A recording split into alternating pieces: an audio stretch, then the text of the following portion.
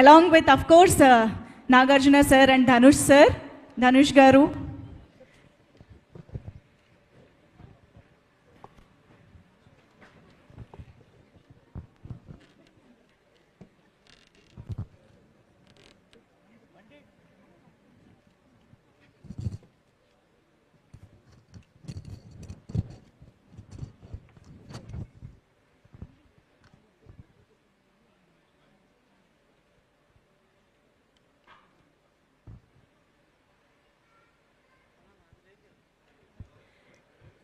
So Nagarjuna గారిని, ధనుష్ గారిని, రష్మిక గారిని, దేవిశ్రీ ప్రసాద్ గారిని అందరినీ వేదిక పైన ఉండవలసిందిగా రిక్వెస్ట్ చేస్తూ మిగతా వారందరూ can please have your seats. So yes, ఇక ఆలస్యం చేయకుండా sir, yes, waiting for your words. అందరికీ నమస్కారం. ఈ క్షణం ఇది నా సక్సెస్ మీట్లా అనిపిస్తుంది. అలాంటి ఓవర్వెల్మింగ్గా నేను ఒక ఆనందం పొందుతున్నాను. ఎందుకో తెలీదు, ఇక్కడ కావలసిన ఉన్న వాళ్ళందరూ కూడా నాకు ఎంతో కొంత ఎప్పటి నుంచో పరిచయం ఉన్నవాళ్ళు, ఎంతో ఆత్మీయత ఆప్యాయత పంచుకున్నవాళ్ళు. సో వాళ్ళ ముఖంలో ఆనందం చూస్తుంటే కనుక ఇది నా ఆనందంలో అనిపిస్తుంది. ఈ సక్సెస్ మీట్ నా సక్సెస్ మీట్లో అనిపిస్తుంది. అండ్ ఇక్కడ గెస్ట్గా రాలేదు, మీలో ఒక పార్ట్గా, మీలో ఒక మీ ఆత్మీయుడిగా ఇక్కడికి వచ్చాను. అండ్ ఈ సినిమాకి ముందు నేను నాకు కలిసినప్పుడు ఎట్లా ఉంది, ఏంటి సినిమా మీది రాబోతుంది కదా అంటాను. డిఫరెంట్ క్యారెక్టర్ నేను అటెంప్ట్ చేశాను. And Dhanush is a lead character. అంటే అదే నాకు ఎట్లాగా ఒప్పుకున్నామంటే తెలియదండి. రెగ్యులర్గా ఈ హీరో క్యారెక్టర్స్ ఇలాంటివన్నీ చేస్తూ నాకు ఎక్కడో కొంచెం డిఫరెంట్గా చేయాలి, కొత్త హొరైజన్ గేట్లు ఓపెన్ చేయాలనిపిస్తుంది. ఈ సినిమా నాకు అలా ఉపయోగపడుతుందని అనిపిస్తుంది. అంటే దాని వాళ్ళ సినిమా చూశాను, అది 100% కరెక్ట్. తను కూడా అదే ఎక్నాలజ్ చేశాడు. ఈ సినిమా తర్వాత ఒక 40 ఏళ్ళు ఉంటాను, ఇందాక తను అన్నమాట వాస్తవం.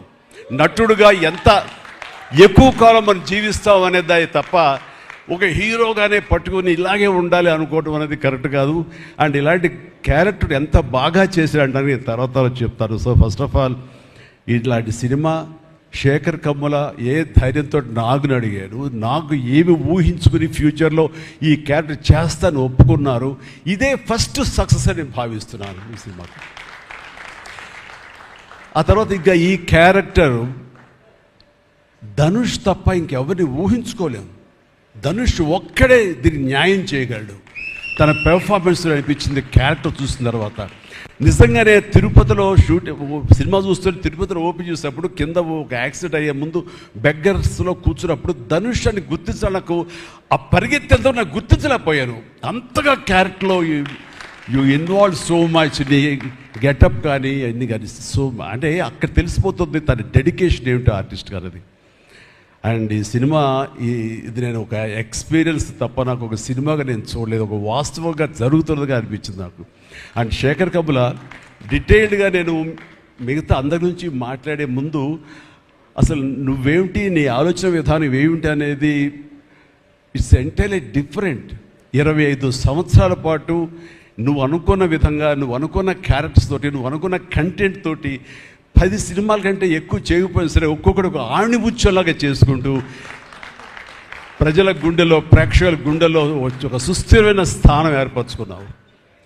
అండ్ ఆ మధ్యకాలంలో మీరు నా ఒక పోస్టర్, మీరు 25 years పోస్టర్ మీరు రిలీజ్ చేయాలని అనుకున్నప్పుడు అది మీట్ అవ్వడానికి, అతనికి టైం ఇవ్వడానికి నాకు నిజంగా 3-4 days పట్టింది.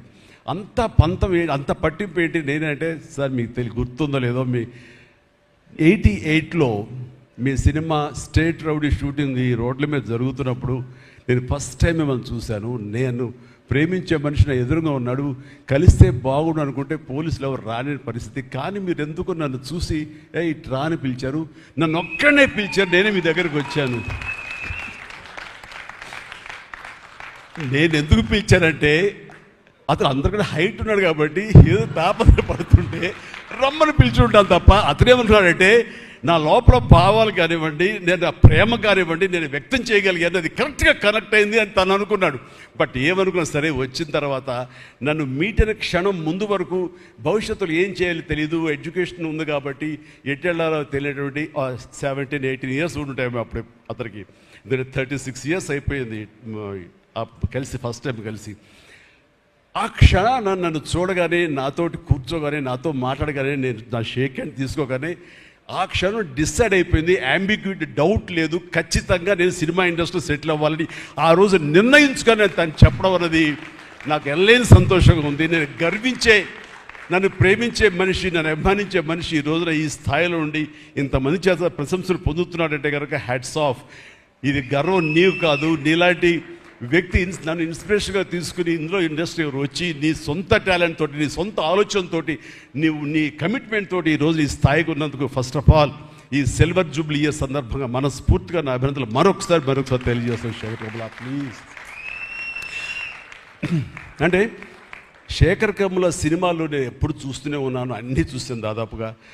అది వాస్తవానికి, నిజానికి చాలా దగ్గరగా అనిపిస్తాయి. అంటే తన ఫస్ట్ పిక్చర్ చూస్తుంటే ఆ క్యారెక్టర్స్ ఆనందం, రూప, వీళ్ళు ఎలాగున్నారు, ఇంకా ఉండుంటారు కదా అని ఆ క్యారెక్టర్స్ కనబడి తప్ప ఆ యాక్టర్లు కనపడరు. వాళ్ళ తర్వాత వచ్చిన సినిమాలు మనకు గుర్తుకు రావు, దీంతో కనెక్ట్ అవ్వదు. అలాగే ఫిదా, భానుమతి, వరుణ్, అలాగే ఈ ప్రతిభలో శ్రీరామ్, గోదావరిలో శ్రీరామ్, సీతా మహాలక్ష్మి, ఈ క్యారెక్టర్స్ కనపడతాయి. ఎందుకు చూడండి ఈ సినిమాలో కూడా ప్రతి ఒక్కరు ధనుష్ని దేవా అంటున్నారు, నా ఫ్రెండ్ ఏమో దీపక్ అంటున్నారు తప్ప పేర్లు పెట్టి ఎవరు పిలవట్లేదు, గుర్తుంచుకోవట్లేదు. గబుక్కుని దేవాను వస్తుంది. నాకు అలాగే అనిపిస్తుంది ఇప్పుడు. అంటే క్యారెక్టర్ని అంతగా ప్రొజెక్ట్ చేస్తారు, ఇంతకంటే బెస్ట్ ఎగ్జాంపుల్ లేదు. ఎప్పుడో చూసి సినిమాలకి ఆ క్యారెక్టర్స్ పేరు, నా సినిమాలో నా క్యారెక్టర్స్ నాకు పేరు గుర్తుండవు నాకు. అలాంటిది తన సినిమాలో క్యారెక్టర్స్ ఇప్పటికీ గుర్తున్నాయి నాకు. రూపా అనే పేరు ఎందుకు గుర్తుందంటే అందులో తండ్రి పాత్ర మెంటల్గా రిటార్టెడ్ రూపాన్ని పిలుస్తాడు. ఆనంద్ ఆఫ్ కోర్స్ హీరో పేరు, అది గుర్తుండిపోయింది. అట్లాగే వరుణ్ సినిమాలో ఫిదాలో భానుమతి సెపరేట్ కేజ్ అంటుంది కదా ఒక డైలాగు, సెపరేట్ పీస్ ఏదో అంటుంది, అలాగే హైబ్రిడ్ పెళ్ళి అంటుంది. అలాగా తన క్యారెక్టర్స్ గుర్తుండిపోతాయి, అది తన గొప్పతనం. అవి వాస్తవికంగా ఎక్కడో ఇంకా ఉండుంటాయి, వాళ్ళు ఎక్కడో జీవించుంటారు అన్న ఫీలింగ్ ఇస్తుంది. అలాంటి రియల్గా అతని కాన్సెప్ట్ కానీ అది చెప్పాలంటే అదొక పిచ్చి. నేను అనుకున్నది తప్ప ఇంకోలాగా కాదని. ఇందాక నాకు అన్నారు కదా, నేను మామూలుగా ఎప్పుడు నడిచొచ్చే విధంగా నడుచుకుంటూ వస్తుంటే నాకు అలా వద్దు ప్లీజ్, దయచేసి మీరు నా క్యారెక్టర్ నడవాలి. నీ క్యారెక్టర్ నడవాలంటే ఎలా నడవాలి తెలియదు నాకు. నాకు వచ్చిన నడకే ఇది అని చెప్పి ఇందాక ఇద్దరు అనుకుంటాం. నాకు తెలిసిన నడకే ఇది కాదండి, మీరు హీరోలా నడుస్తున్నారు, స్టైలిష్గా నడుస్తున్నారు. నేను స్టైలా, నేను హీరోలాగనా అని అంటే కాదు అంటూ ఆ క్యారెక్టర్ చూస్తుంటే నాకు మీరు చాలా డిఫరెంట్గా కనపడ్డారు. నాకు రెగ్యులర్గా కనపడలేదు. మీకుండే ఆ కింగ్ నాగ్ అని కానీ ఆ గ్లామర్, మన్మధుడు ఈ యొక్క స్టైల్లో ఒక చామ్ ఉంటుంది కదా, ఈ సినిమాలో అది కనపడకుండా జీవితంలో నలిగిపోయినటువంటి, మానసికంగా ఫిజికల్గా నలిగిపోయినటువంటి ఒక మనిషి కనపడుతున్నారు. అది మీ క్యారెక్టర్ ఏంటి ఇలాగుంది నలిగిపోయినట్లుగా.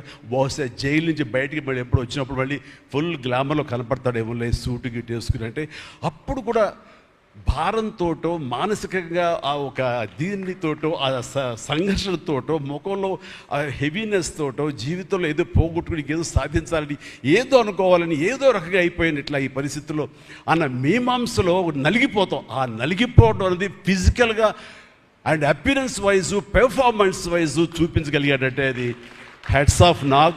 మీరు అన్నట్లుగా ఇది మీకు డిఫరెంట్, ఇంకో కోణం నుంచి మీకు హొరైజన్ మీకు ఓపెన్ అయ్యింది, ఇంకొక డోర్ ఓపెన్ అయ్యింది. తద్వారా బోల్డ్ అని ఫెంటాస్టిక్ క్యారెక్టర్స్ వస్తాయి. అండ్ మీరు అనుకున్నది ఉంటుంది, మీ లాంజివిటీ ఇంకా పెరుగుతుందని అనుకుంటాను. మీ దోవలో నేను కూడా మీకు సమంగా నేను వచ్చేస్తాను నేను అనుకుంటున్నాను. అంటే ప్రతిసారి నాకు అన్ని విషయాల్లో కూడా నాకు సోర్స్ ఆఫ్ ఇన్స్పిరేషన్ అనిపిస్తుంది. అది హెల్త్ కానివ్వండి, కంపోజ్డ్ బిహేవియర్ కానివ్వండి, ఒక ట్రాంక్విల్ ఆలోచనలు కానివ్వండి, స్థితప్రజ్ఞత కానివ్వండి, ఏం జరిగినా సరే అటు నవ్వుకుంటూ సరదాగా ఉంటాం. ఇవన్నీ చూస్తుంటే నాకు ఎంత ప్రశాంతంగా ఉంటుంది, ఎంత మానసికంగా ఉంటుందని. సో అలాగా ఈ ప్రొఫెషనల్గా కూడా ఈ సినిమాతోటి తను వెళ్ళే దారిలో వై నాట్ నేను కూడా రేపు పొద్దున ఏదైనా అవసరం వచ్చి ఓటీటీలో ఏదైనా సినిమాలు చేయాల్సి వస్తే కనుక ఏం ప్లాన్ నార్సింగ్ నువ్వే గబుని అన్నా కదా గబుకొని రెడీ అయ్యి వచ్చాక రేపు పొద్దున ఇంటికి. సో ఓటీటీలో ఏదైనా సినిమాలు చేయాల్సి వచ్చినా సరే, వెబ్ ఫిల్మ్ చేయాల్సి వచ్చినా సరే, ఎస్ దానికి కూడా మనం సమాయత్తం అవ్వాలి. దానికి నాకు ఈ రోజున నాకు తీసుకున్న నిర్ణయం నాకు కూడా ఒక ఇన్స్పిరేషన్ అనిపిస్తుంది. Sir well done. ఈ సినిమా ప్రతి ఒక్కరికి న్యాయం జరిగింది ఈ సినిమాలో. అండ్ నా డైలాగ్ నువ్వు అనిస్తావు నాకు ఇందాక నేషనల్ క్రష్, నా క్రష్ కూడా అందుకని నేను ఆ మాట నేను అనను, కానీ అనుకుంటాను అంతే, పైకి మాత్రం నేను అనను. సరే అమ్మా, ఫెంటాస్టిక్ అమ్మా నువ్వు. అండ్ ఇప్పుడు కదా తన ఫస్ట్ సినిమా హీరోయిన్గా వచ్చినప్పుడు ఆ సినిమాకి ఇలాగే నేను గెస్ట్గా వచ్చాను. ఆ రోజు నుంచి తన్ని అబ్జర్వ్ చేస్తుంటే నటనా పరంగా కానివ్వండి, తన ఇమేజ్ పరంగా కానివ్వండి, day by day film after film ఎక్కడికో వెళ్ళిపోయింది. ఇది నేషనల్ క్రష్ కాదు, ఇంటర్నేషనల్